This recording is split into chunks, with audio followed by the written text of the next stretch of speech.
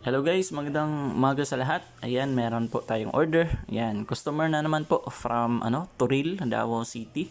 Ayan, so yung order niya po is yung 9,500 na package. Ayan, so sa 9,500 na package, ito yung makukuha ng customer natin. Okay, from Toril. So yung outdoor extender na kasama dyan, meron kang Compass EW73. Ayan. Ito po itsura niyan. Okay. And then, dalawang tig 10 meters na cat 6 LAN cable. Yan po. Yan, kasama po yung dyan. Ito, isang 10 meters na cat 6 LAN cable. And then, ito, isang 10 meters na cat 6 LAN cable. Total po is dalawa po na tig 10 meters na cat 6 LAN cable. And then, yung 2x3 na tarpaulin na yan, kasama po sa package. Yung, ayan, so 2x3 pong size niyan. Okay? And then, syempre, yung ating Vendo na curve box. Yan. Naka-anti-hook na po yan. And then, yung naka-lead frame, okay? Yan. So, maganda ito. Naka-anti-hook na, okay? Ayan. Sige.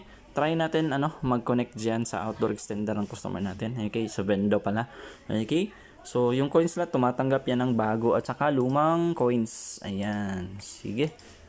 Ayan. Try natin mag-connect. Punta tayo sa isang phone. Ayan. So, yung gusto niya pala ipangalan dyan is yung, ayan, yung 5K piso wifi. Ayan. Connect tayo sa 5K piso wifi. Ayan.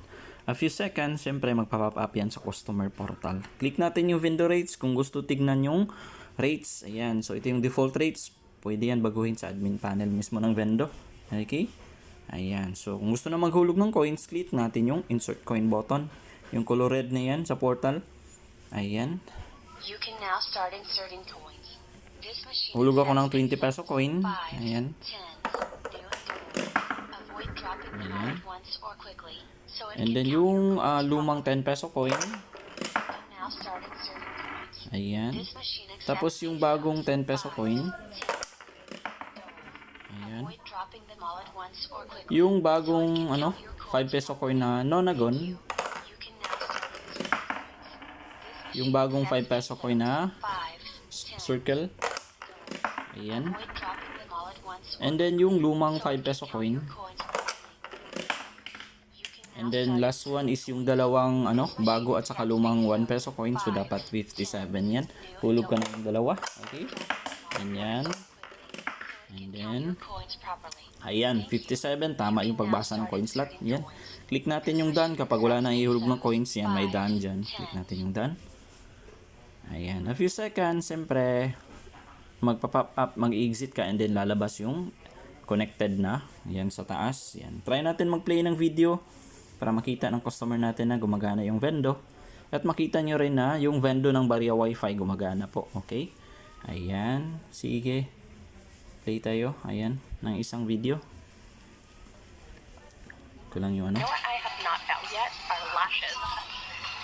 I wonder if lashes now are overrated. I can't find. Oh, here. Ayan. So makikita nyo. Tiny little Pause section. natin. So nag-play yung video and then connected tayo sa 5K piso Wi-Fi. Ayan. Play ulit tayo ng isa. Ayan.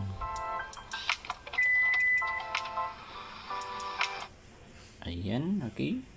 So, disclaimer lang po, okay. Yung Vendo po is, nagdidepende po yan sa, sa internet connection po. Okay, kapag mahina po yung internet connection nyo, syempre mahina rin yung Vendo. Ayan, so, play na siya. Ayun yung ba- Okay. Medyo mahina po internet connection ko. Siyempre mahina yung Vendo. Okay, kapag connected ka sa Vendo. Ayan, so makikita nyo connected tayo sa 5K piso Wi-Fi. Ayan, play natin yan. Ayan.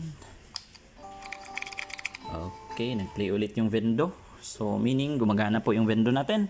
Ayan, wala pong problema. Okay? Again po, customer ito from Toril, Davao City. Yung order niya po again ay yung 9,500 na package. Okay? Ayan. Kung gusto niyo po pala mag-inquire regarding po sa mga packages natin, kung meron kayong mga tanong, kindly contact niyo lang po sa page.